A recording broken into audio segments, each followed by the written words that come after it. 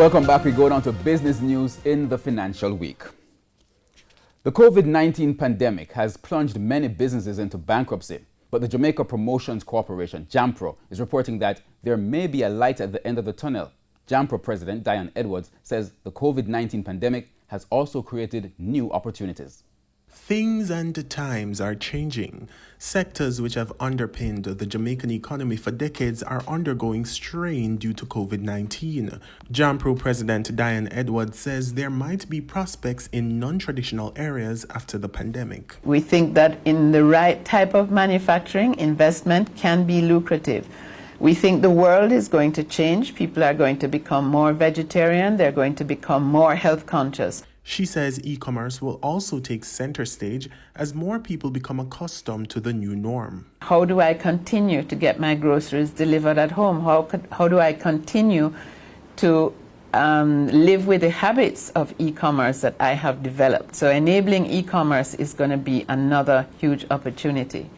And of course, the digital economy, the global services sector that JAMPRO has really spent a lot of time in promoting.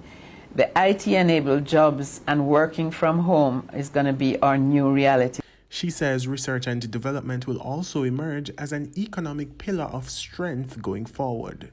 The COVID-19 period will not really be over until we develop a vaccine that can help people to build immunity to this disease. So healthcare and biotechnology is going to be a huge opportunity going forward.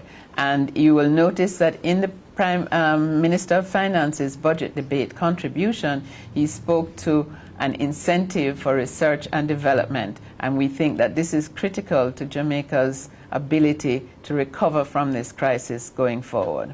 Andrew Laidley, TVJ News. Fitch Rating Agency has revised the country's outlook to stable from positive. The rating agency says the revised outlook reflected the shock to Jamaica from the ongoing global coronavirus COVID-19 health crisis.